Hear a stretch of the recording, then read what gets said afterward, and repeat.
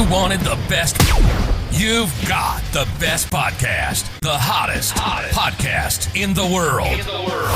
The Chris Voss Show, the preeminent podcast with guests so smart you may experience serious brain bleed. The CEOs, authors, thought leaders, visionaries, and motivators. Get ready. Strap yourself in. Keep your hands, arms, and legs inside the vehicle at all times, because you're about to go on a monster education roller coaster with your brain. Now, here's your host, Chris Voss. Hi, this is Voss here from the ChrisVossShow.com. There you go, ladies and gentlemen. There, lady sings it, that makes it official.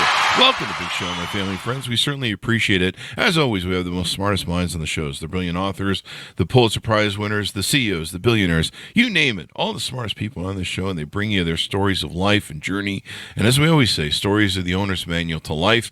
They help us learn. They help us be better. They'll improve the quality of our life. If you're listening to the Chris Voss Show and your life hasn't gotten better, you better go back and listen to all the shows. I learned, we've done 2,000 shows over 16 years. I've learned more from our guests than probably any sort of college I could learn in a lifetime, especially across the broad spectrum of everything that is in regards to life. So it's not even a specialized field. So like I'm a master of everything, basically, at this point, or a layman, I don't know, a novice. We have an amazing author on the show with his newest book that just came out April in 25. I'm sorry, did I read that right? April 25 it comes out? Or April 25th in the UK, yeah, it's 14th of May in the US. Not April 2025, otherwise you'd be way ahead of your time. I'm on the University of California press site, and we just pulled that as your book site, and I always tell the dates because people watch our videos 10 to 15 years from now. And so if it's a new book, they make ugly comments like, you're stupid. I'm like, dude, see when the video's made? It came out May, what was it again? It was April the 25th with Penguin in the UK.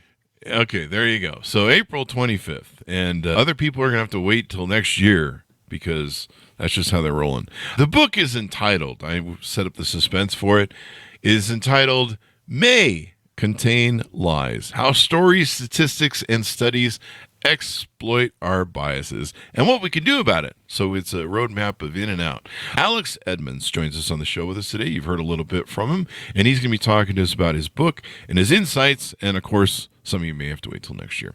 Alex is a professor of finance at London Business School. His TED Talk, What to Trust in a Post-Truth World, has been viewed 2 million times. He's spoken at the World Economic Forum, Davos, and the UK Parliament. In 2013, he was awarded tenure at the Wharton School, and in 2021, he was named MBA Professor of the Year by Poets and Quants. Edmonds writes regularly for the Wall Street Journal, the Financial Times, the Harvard Business Review. I love that. His first book, Grow the Pie, was a Financial Times Book of the Year, and he's a Fellow of the Academy of Social Sciences. See, we bring all the smart people on the show. Welcome to the show, Alex. How are you? Great, thanks. Thanks so much for having me on. Thanks for coming as well. It's so funny. I pulled the University of California press site, and I guess I pulled the English version. Give us a .coms. Where can people find you on the interwebs? So my main website is amzn.to, but I'm also on X and LinkedIn under Edmans. And so I'll post research, academic research, but always with a practitioner bent. So what my passion is to use research to affect the way people do business and live their lives. There you go. So give us a 30,000 overview of what's inside this new book. So this new book is about misinformation, but it's with a twist. So we often think that misinformation is about checking the facts. So if somebody claims that Barack Obama is not a natural-born US citizen, you can pull up his birth certificate and that will confirm it. But should at least, or at least should if you're listening to the data. But what I'm highlighting is it's more than just checking the facts. So even if the facts are 100% accurate, there could still be misleading inferences. So let's give an example. So there's the famous book Start With Why, about having a why, having a passion, having a purpose leads to success.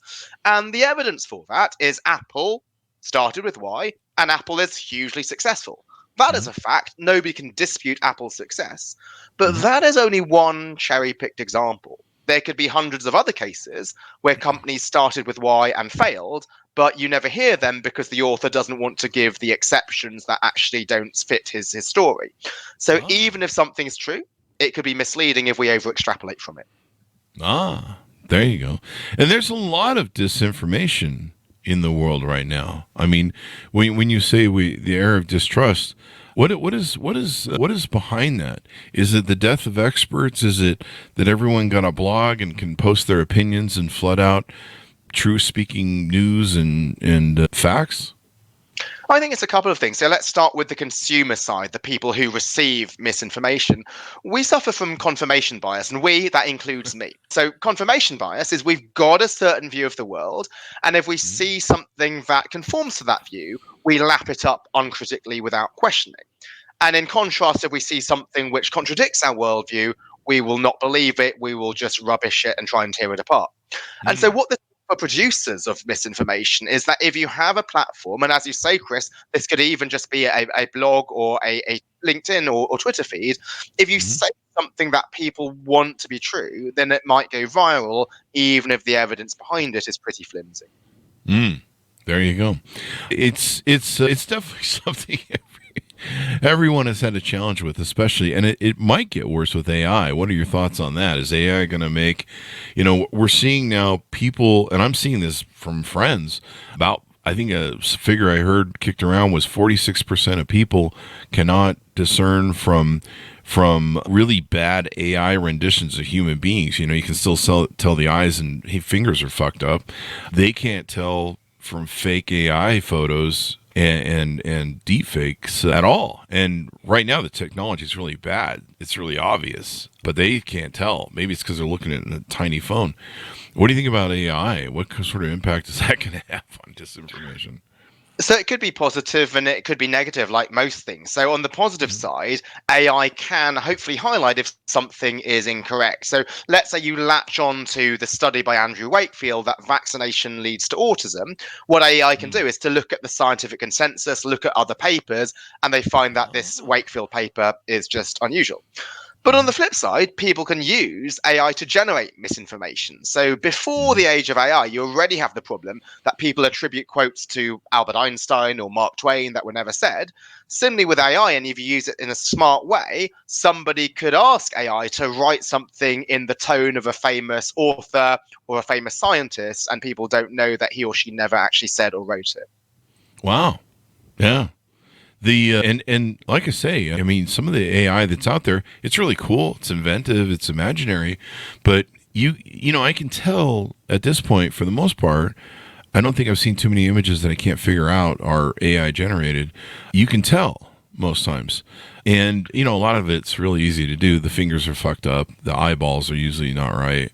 There's different, like a lot of AI images, the more you look at them and the more you kind of blow them up a little bit, you can just tell. Yeah, I mean, I can pick up on most of it right away. I'm like, that's a little too fantastical.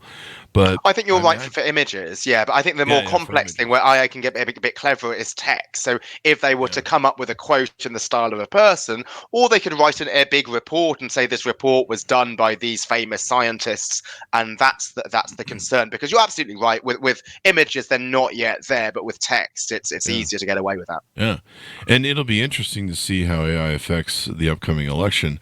I mean, you can make deepfake videos now. It looks like a famous politician is involved in some sort of porno. You could, there was a recent thing where a guy who, I think he was a coach at a school, he didn't like his principal for writing him up for some misappropriation of funds. He faked an AI call that sounded like the principal's voice saying a bunch of racist stuff, and got the principal, they automatically suspend you or, look into what you're doing. But the police, thankfully, were savvy enough to figure out that this was a fake AI call, and they found who created it. And but this is going to get out of hand if people at the lowest levels of society. I could see people doing this at political level, or if you're trying to, I don't know, extort Elon Musk maybe. But if we're all just going to start throwing away AI fakes at each other, it's going to get really quick. We'll round back to the book, but our people like to know about the author. Tell us a little bit about you. What grew you up? What got you into being a journalist or talking about these things, writing, et cetera, and into some of these subjects? Yeah, so I grew up in the UK, which will not surprise you given my accent. And in the UK, the school system's unusual. You have to specialize very early. So when you finish high school, you might do 3 or 4 subjects only. Oh. And so some people do like maths, physics, chemistry, just sciences. Others will do history, English, German, some arts. I did a mixture, and that's useful for sort of my background. I did both English and German, but also economics and maths. And so that's how I ended up in social sciences. So being a professor of economics and finance, you do have some theories, so it's not completely subjective. But unlike physics and chemistry, these are not set in stone, so you can have different viewpoints. So, Chris, you and I could see the same data on the economy. I might think taxes should be higher. You might think taxes should be lower. We can respectfully have a discussion about that, and no person is clearly right or wrong. So I ended up doing economics, and then I actually had a proper job for a while. I was an investment banker at Morgan Stanley for a couple of years, but then I wanted to become a professor. I did a PhD at MIT in the US, was a professor at Wharton, now moved back home to London Business School. And so why did I leave the well-paid job of investment banking for the poorly paid job of academia? I think the bandwidth of your impact is high. So if you write a book or even go on a podcast, that's something that thousands of people, tens of thousands of people can listen to. It can also be timeless, whereas as a banker, you're solving one company's problems at that one time. So I think the impact that you can have is potentially large. There you go. There you go. And as you wrote the book prior, and I don't have it before me. What was the title of the book you had prior? Grow the Pie, How Great Companies Deliver Both Purpose and Profit. Yeah. Great book. People loved it. There you go. Yeah, and so what that book is about is social responsibility, the idea that companies can contribute towards wider society, and this is not at the expense of profit. So there is the ESG culture wars in the US where some people say woke capitalism, this is just misguided, you're just losing money. But what I'm trying to highlight is that if companies treat their employees well, treat their customers well, invest in reducing their environmental impact, those are things that don't give pie to what the wider society. They grow the pie, and therefore shareholders are better off as a result. There you go. Yeah, the rising tide lifts all boats, as they say. So now, what motivated you on to write this book? What was it that drove you?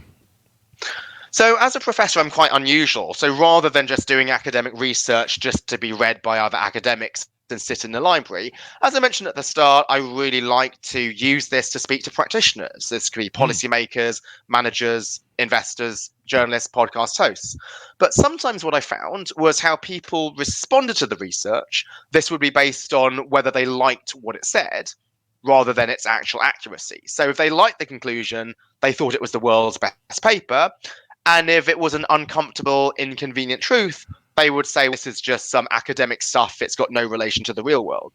So I thought if I spent the rest of my career just writing more and more academic papers, this is pointless, because whether it actually cuts through will be based on whether people like its findings. So I wanted to speak about how we should respond to evidence in general, to highlight the biases, like confirmation bias, that cause us to be uncritical on the one hand with some things and hypercritical on the other hand with things that we don't like. And also to give the reader simple tips, even if you're time pressed, even if you don't have a PhD in statistics, to figure out whether or not I can trust a particular study or conclusion.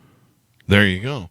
And we need to realize that we have confirmation bias. How do we, there's something, do you talk about the Dunning-Kruger disease by chance in the book?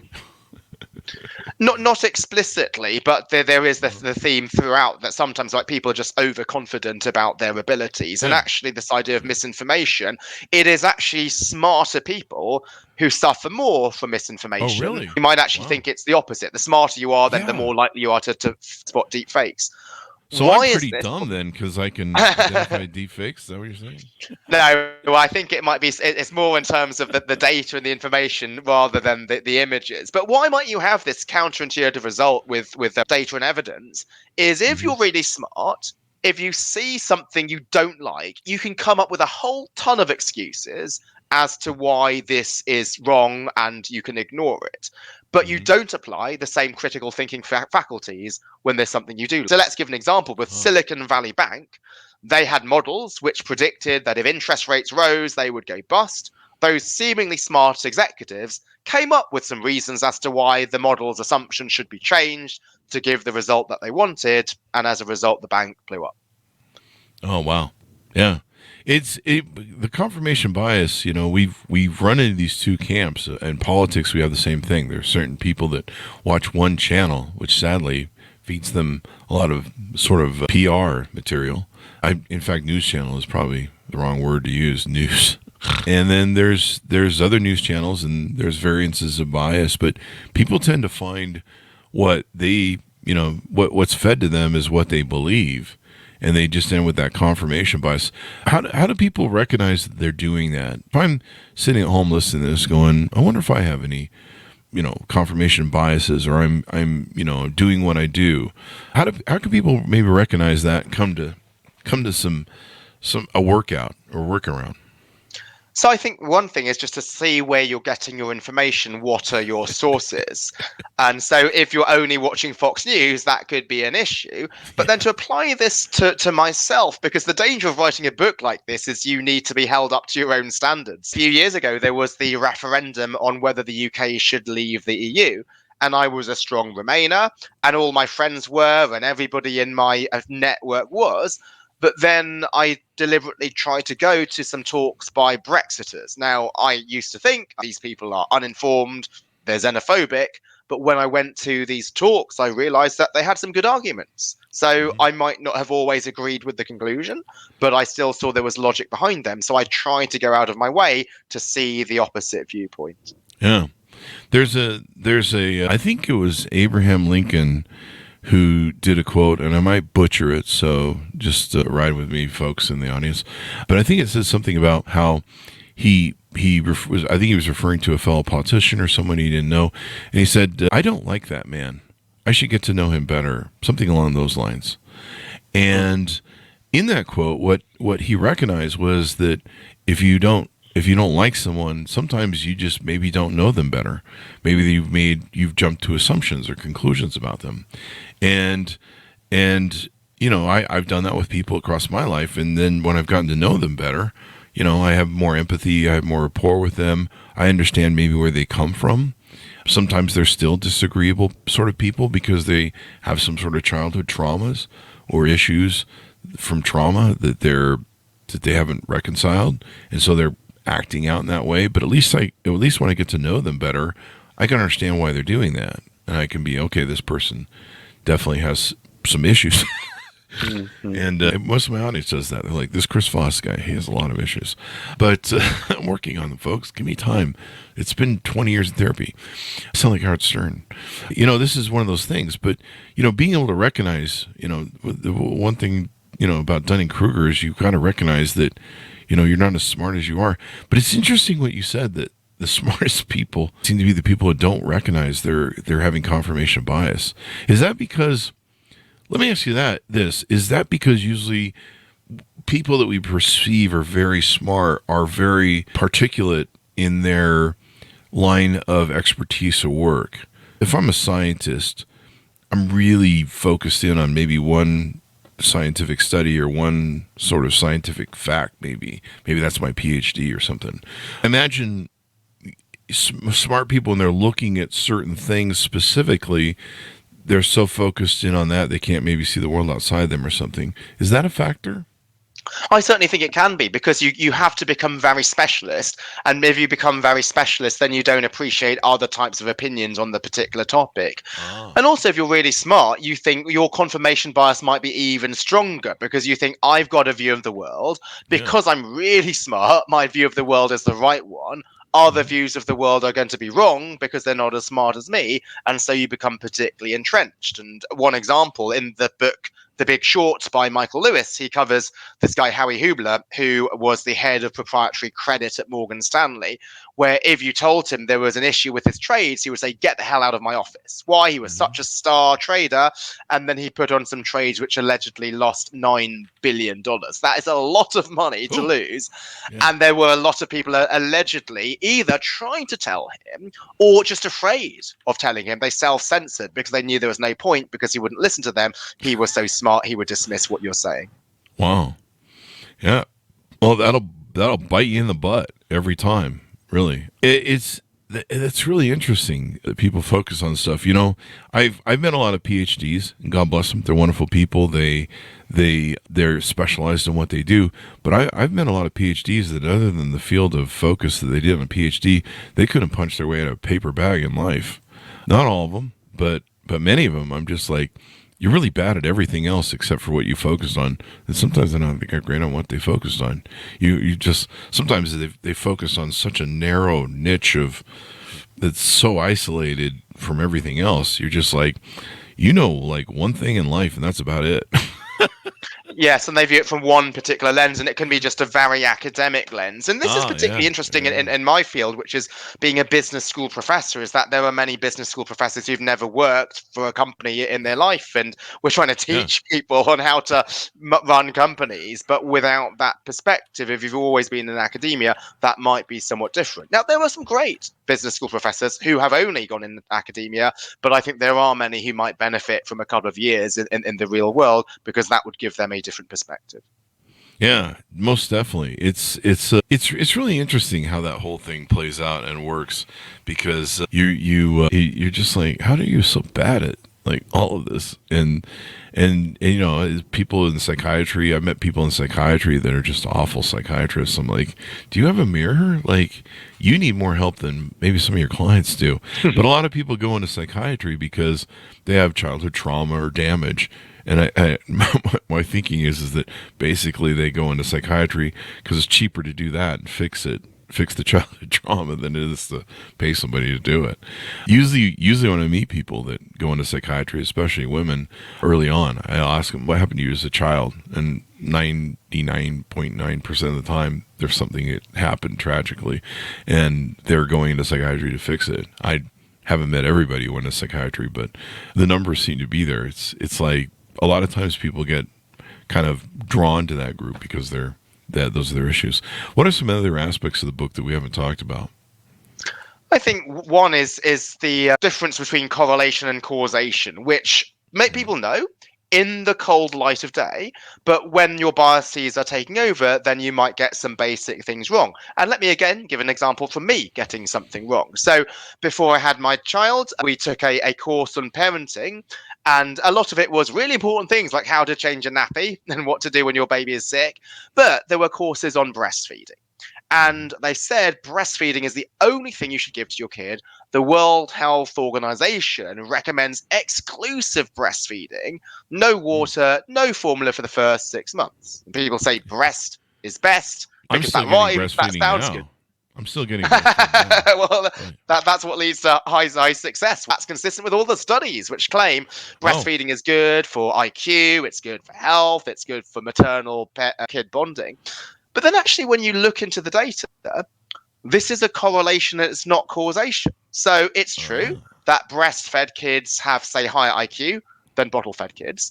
But who is it who gets breastfed? So breastfeeding is really tough. So it may well be that mothers with a more supportive home environment are able to breastfeed because it's challenging. And it could be that home environment which leads to the better outcomes. And so actually, when you control for the mother's home environment, for the maternal income, the maternal education, i.e. you strip out all of the effects of those factors on IQ or health, you actually find very little effect of breastfeeding. And so why I think that's so striking is that we tell mothers you have to breastfeed, they feel guilty if they want to reach for the bottle. But because breastfeeding is tough, this leads to bleary-eyed mothers feeling they have to breastfeed even if they want to break. And this black and white idea that you should only breastfeed your kid, this is not supported by the evidence. Wow. I didn't really think about that, because we always have these studies that say, if you do this one thing, everything will be fine. If you drink 3 cups of coffee a day, I'm just making an example about people. People will write me. If you drink 3 cups of coffee a day, you won't get liver disease. Something stupid like that. And so we are like, let's drink 3 cups of coffee. And, as you said, there are mitigating factors around that maybe they had really good genetics. Maybe usually when they do their sample size groups, they're supposed to have some variant, but maybe there were other mitigating factors that that did that. Maybe it was the sugar in their coffee that made it. No, I'm just kidding. Don't do that. You know, No, but yeah, you're quite right, Chris. Yeah, because so who is it who can drink 3 cups of coffees a day? This is not random. So I don't know what coffees are costing like now in the US. I've not been in the US. I lived there 10 years ago. But in the UK, 3 cups of coffee a day might cost you like £10, and so that's not small if you have it every day. So the people who are able to afford 3 coffees a day might be wealthier people to begin with, and it could be their wealth which is leading to all of the positive outcomes, not the coffee drinking. There you go. It's you see people, they always tell you different things. Bob lived to 100 because he didn't smoke. And then you see, I forget who the famous vaudeville actor was back in the day, George Burns. He smoked until he was like 100, 102. He's like 2 cigarettes a day. And, a lot of it seems to come down to genetics more than anything else. I don't know. I could be biased. I couldn't have information bias. Now I'm going to start having to disclose that every time. I could be information biased, but this is my opinion. But you look at some things and some of the things they tell you, and I think that's where people get really confused too. Is that specialized sort of thing? It's like we used to say, hey, if you eat lots of grains and bread and butter, you'll be fine. And then they went, hey, you need to eat margarine with that bread. And they went back to butter, and it's weird the world we live in. But yeah, now when I look at facts from here on out, when you tell me stuff, I'm going to think of mitigating circumstances. I might even look at political polls that way, because how political polls have been wrong in the last, I think since 2015, 16. Part of it's the questioning and what they set up, but a lot of it seems to be mitigating factors. If they say, would you vote for Bob if he supported abortion? Oh yeah, but Bob meanwhile is a I don't know, he's an awful person and doing illegal things or something, and you would vote for Bob if he supported that.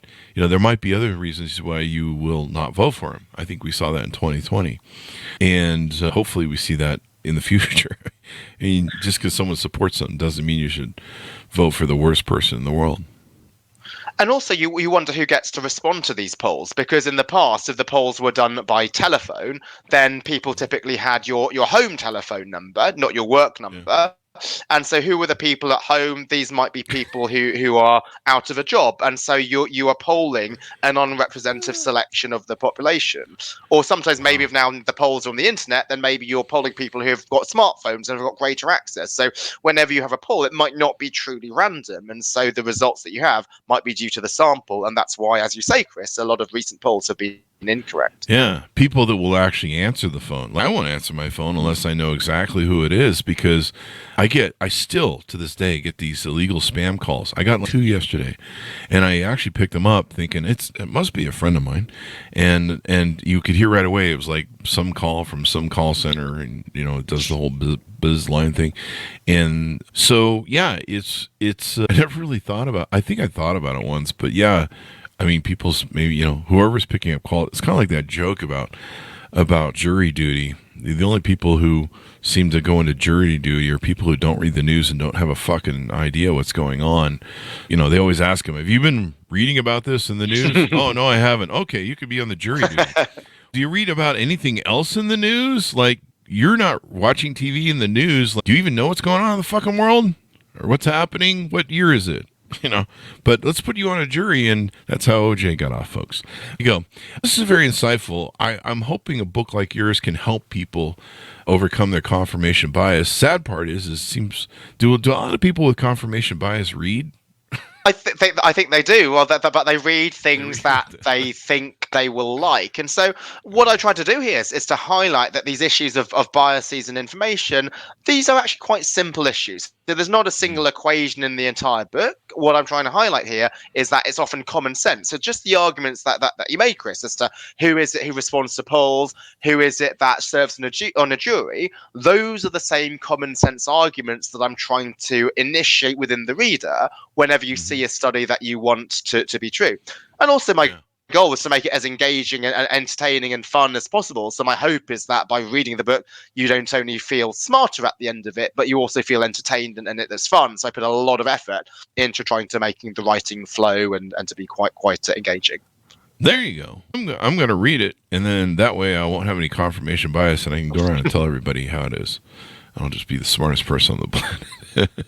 But no, we need to focus on this. I've been guilty in my past for watching news channels that I thought, fairly open, MSNBC, and then realizing later they were fairly biased. And I love the people at MSNBC. We've had some people recently on the show. I had to go, okay, I need to stick with CNN. And there's so much of it that's out there that you go down the line from. And I think part of it is I meet people now that they don't know the difference between the news page of the Washington Post and the opinion page. And they'll argue some maybe political point with you, and they'll say, that isn't true. This is what the news is. And I'm like, where are you quoting that from? And they're quoting from the opinion page. And actually, on that point, this is really important, because what was the biggest piece of evidence used to support the prescription of opioids in the US? It was an article in the New England Journal of Medicine, which was entitled "Addiction Rare in Patients Treated with Narcotics." You think it's the New England Journal of Medicine, this is a scientific study. It was a letter to the editor. So it was the equivalent of the opinion page rather than the news page. So over 1,600 articles have cited this letter as evidence that opioids don't lead to addiction, when it was never a study. It was just somebody's opinion. And so we've seen some serious consequences of that, obviously. Wow. That's just it's extraordinary. So this is a book everyone should darn read. Maybe we can put this in schools, force people to read it and stuff like that, because it seems like we should be teaching this at a very early age, or we need to teach, especially with AI, as how do people recognize disinformation? How can they analyze and understand information that's presented to them? It's so freaking important. It's not even funny. There you go. Thank you very much for coming on the show. We really appreciate it, Alex. Thanks very much, Chris. Really enjoyed the conversation. Thank you. And thanks so much for tuning in. Go to goodreads.com/Chris Voss, LinkedIn.com/Chris Voss, YouTube.com/Chris Voss, and all those crazy places on the internet. Thanks for tuning in. Be good to each other. Stay safe. We'll see you next time. And that should have